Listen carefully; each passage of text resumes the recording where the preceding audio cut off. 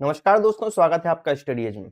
दोस्तों, आज हम करने वाले हैं प्रयत्न एवं भूल का सिद्धांत, जो कि थार्नडाइक ने दिया था और वेरी इंपॉर्टेंट, बहुत ज्यादा महत्वपूर्ण है ये आपके परीक्षा की दृष्टि से। इसको एसआर बॉन्ड भी कहते हैं। यदि आप जो है PUP TET, P TET, CG TET, REET, MP TET, कोई भी टेट की तैयारी करते हैं, उससे जो है एक क्वेश्चन तो है इसका पक्का बनना ही बनना है।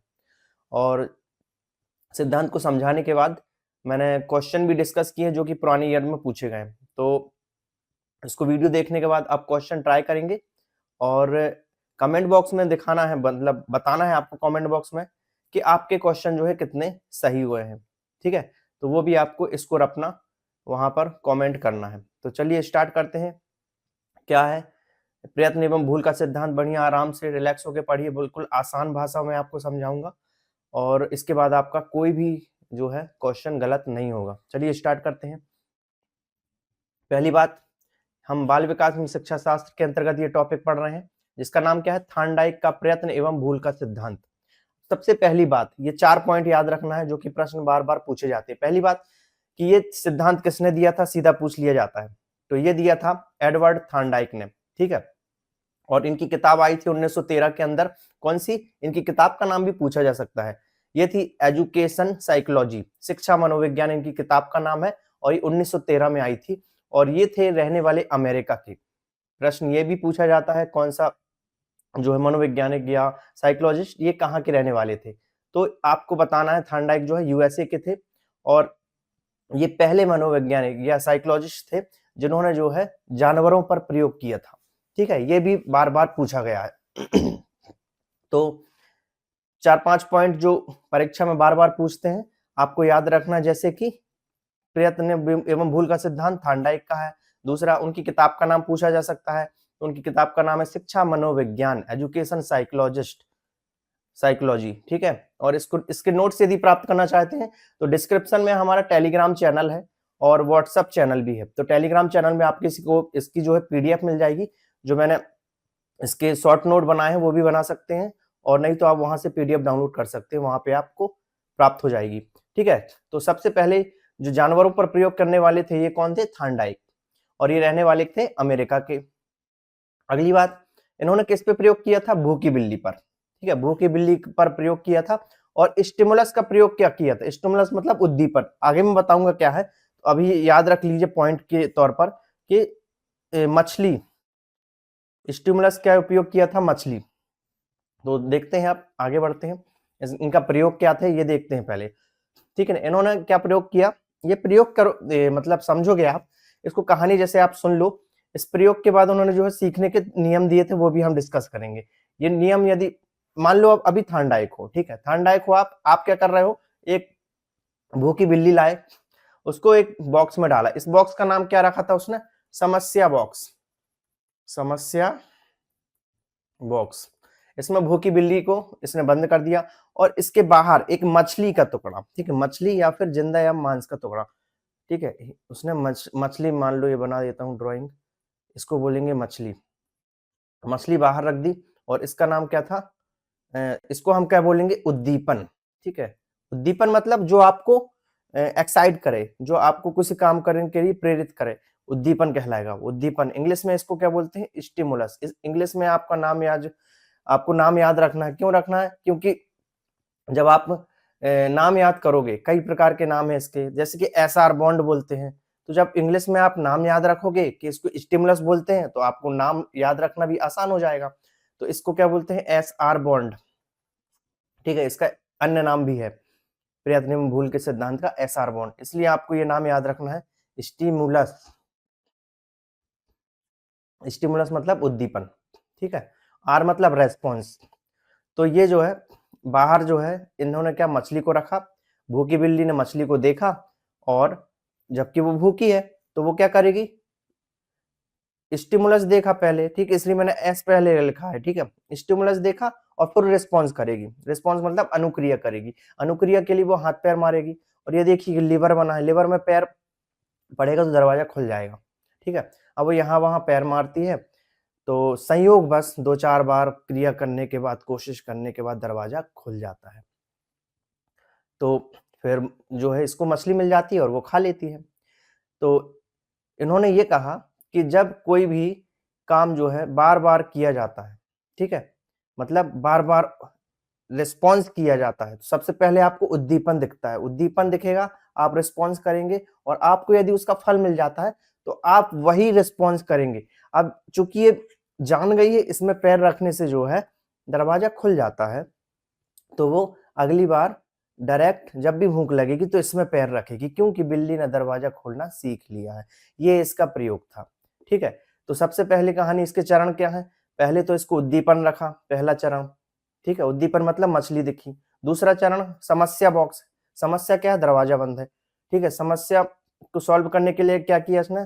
तीसरी चीज़ हाथ-पैर मारना शुरू किया, नहीं पता कैसे खुलेगा ये बॉक्स, लेकिन हाथ-पैर मारा, अनुक्रिया की और संयोगवश चौथी क्या है चरण? संयोगवश ये खुल गया।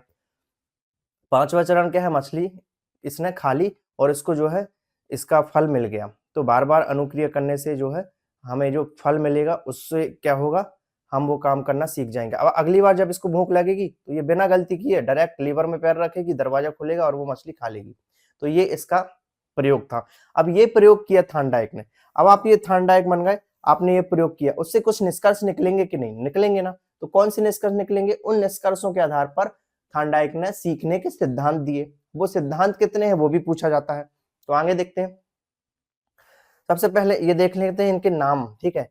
तो प्रयास एवं त्रुटि का, बार-बार प्रयास किया, त्रुटि की और उसको जो है खाना मिल गया।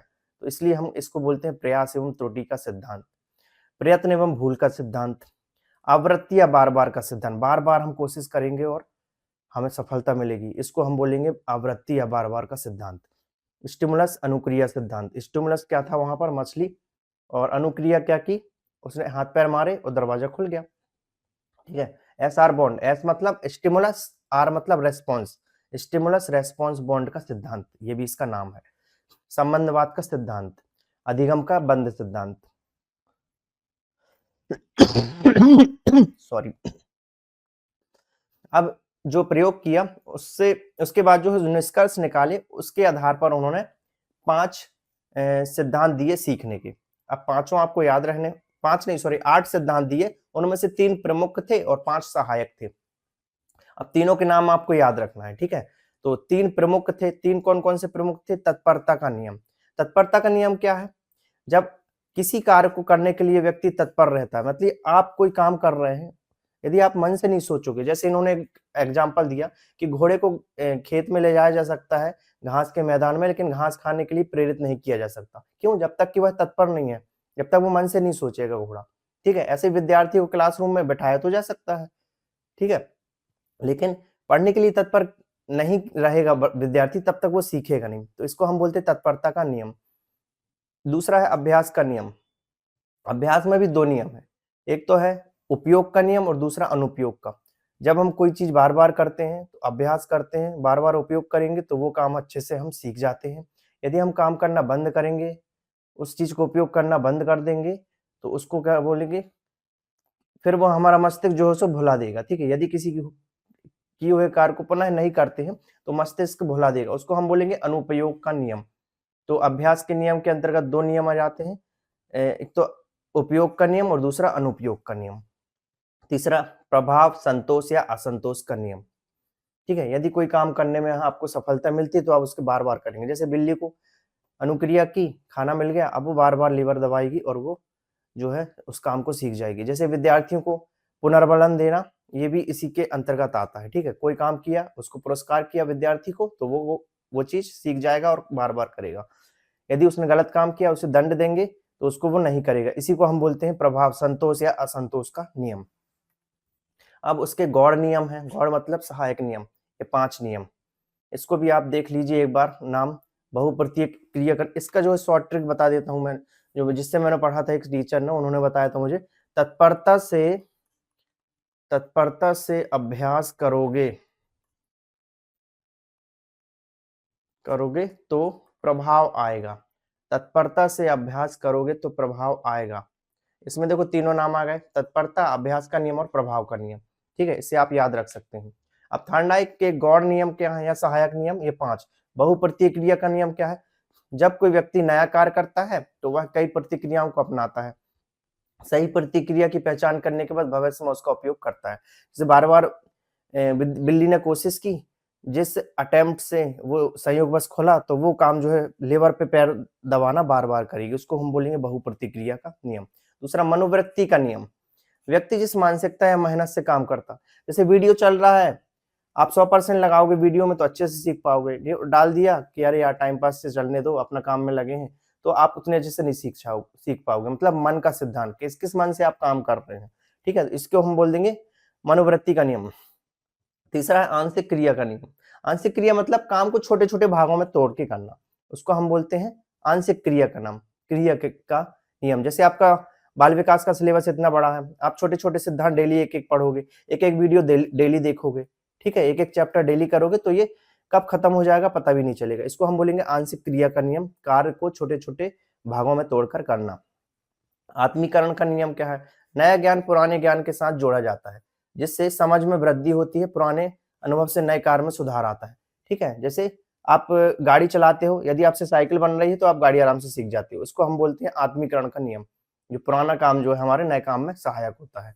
संबंधित परिवर्तन का नियम, कार्य का रूप वही रहता है लेकिन परिस्थितियों में बदलाव किए जाते हैं, जैसे पावला के कुत्ते का प्रयोग, ठीक है? आगे बढ़ते हैं, अब इससे संबंधित हम क्वेश्चन करेंगे। आपको कमेंट बॉक्स में जो है जवाब देना है कि आपके कितने सवाल सही हुए हैं। आई होप आप इस वीडियो को देखने के बाद सारे सवाल सही करोगे। और वीडियो पसंद आ रहा है तो लाइक जरूर करें, दोस्तों के साथ शेयर करें, चैनल को सब्सक्राइब करना बिल्कुल भी ना भूलें। आगे बढ़ते हैं, प्रश्न पहला करते हैं हम थॉर्नडाइक के नियम पर आधारित। ये प्रश्न जो है पहले आए हुए हैं, तो पहले आप स्वयं उत्तर दें, सोचें और फिर आंसर देखें। उद्दीपन और अनुक्रिया में बंध स्थापित होना ही अधिगम है, यह कथन किस सिद्धांत पर आधारित है? सीधी सी बात है, उद्दीपन क्या था? मछली। अनुक्रिया की किसने? बिल्ली ने। तो ये कौन सा सिद्धांत है? अभी हमने पढ़ा प्रयास व भूल का सिद्धांत, ठीक है? ये पूरा नाम से आ जाता है, आपको अच्छे से याद करना है। दूसरा प्रश्न, अधिगम के बंध सिद्धांत को किसने दिया? इसलिए मैंने सारे नाम बताए थे, क्योंकि आपको अब बंध सिद्धांत नहीं पता रहेगा तो आप ये सवाल नहीं कर पाओगे। तो 6-7 जितने नाम है वो आपको याद रखना है, ठीक है? एक बार रिपीट कर लेते हैं हम। प्रयास एवं त्रुटि का सिद्धांत, प्रयत्न एवं भूल का सिद्धांत, आवृत्ति या बार-बार का सिद्धांत, उद्दीपक अनुक्रिया, एसआर बॉन्ड मतलब स्टिमुलस रेस्पॉन्स बॉन्ड, संबंधवाद का सिद्धांत, संबंध किस-किस में हुए थे? उद्दीपन और अनुक्रिया में। अधिगम का बंध सिद्धांत, तो बंध सिद्धांत से क्वेश्चन था वो, ये देखिए। तो किसने दिया? थॉर्नडाइक ने। थॉर्नडाइक का प्रयत्न एवं भूल सिद्धांत उनके किस नियम पर आधारित है? अब प्रयत्न एवं भूल का सिद्धांत उनके किस नियम पर आधारित है? अभ्यास का नियम, बहुप्रतिक्रिया का नियम, मनोवृत्ति का नियम या फिर सहचर्य का नियम? तो सोचिए इसका आंसर क्या है? थॉर्नडाइक का प्रयत्न एवं भूल का सिद्धांत उनके किस नियम पर आधारित है? तो अभ्यास का नियम। बार-बार अभ्यास कर रही थी बिल्ली और उसने जो है सफलता प्राप्त की, ठीक है? शिक्षक अपनी संपूर्ण विषय सामग्री को छोटे-छोटे खंडों में विभाजित कर छात्रों के सामने रखता है। अब शैक्षिक उपयोग क्या है नियमों के, उस पर आधारित है, ठीक है? हर सिद्धांत का जो है अपनी कक्षा रूम में कुछ ना कुछ महत्व रहेगा। आप जब पढ़ेंगे तो आप इसको रिलेट कर पाएंगे। यह अधिगम के किस नियम पर आधारित है? अभी हमने पढ़ा कार्य को छोटे-छोटे भागों में तोड़ना क्या कहलाता है? आंशिक क्रिया का नियम। तो आपका उत्तर क्या हो जाएगा? आंशिक क्रिया का नियम ऑप्शन नंबर सी। अधिगम के सिद्धांत में अभ्यास द्वारा सीखने पर बल दिया गया। अधिगम के सिद्धांत में अभ्यास द्वारा सीखने पर बल दिया गया। कौन सा सिद्धांत है जिसमें कि अभ्यास द्वारा सीखने पर बल दिया गया? तो अभी अपने क्या पढ़ा? उद्दीपन अनुक्रिया का नियम। पशुओं पर सबसे पहले प्रयोग करने वाले मनोविज्ञानी, ये क्वेश्चन भी आया हुआ है, इसलिए मैंने पहले बताया था कि जानवरों या पशुओं पर पहले प्रयोग करने वाले कौन से मनोवैज्ञानिक थे? ये थे थॉर्नडाइक। कहाँ के थे? यूएसए के। किताब कब आई थी? 1913 में, ठीक है? किताब का नाम क्या है? Educational psychology. थॉर्नडाइक के अधिगम के मुख्य नियम क्या है? थॉर्नडाइक के अधिगम के मुख्य नियम कौन से? अभ्यास का नियम, तत्परता का नियम, प्रभाव का नियम। चलिए अब इसका आंसर आप कमेंट बॉक्स में लिखेंगे, ये प्रश्न आपके लिए, ठीक है? तो ये था थॉर्नडाइक का प्रयत्न एवं भूल का सिद्धांत। आई होप आपको पसंद आया होगा वीडियो को लाइक करें, दोस्तों के साथ शेयर करें और चैनल को सब्सक्राइब जरूर करें, ठीक है? और इसका आंसर जो कमेंट में जरूर लिखें और ये भी लिखें कि आपको वीडियो कैसा लग रहा है और हमारी जो प्लेलिस्ट है उसमें जाके और भी आप वीडियो देखें, ठीक है, बहुत सारे सिद्धांत और बहुत सारे क्वेश्चन उसमें कवर किए गए हैं। मिलते हैं अगले वीडियो में नए सिद्धांत के साथ। चलिए।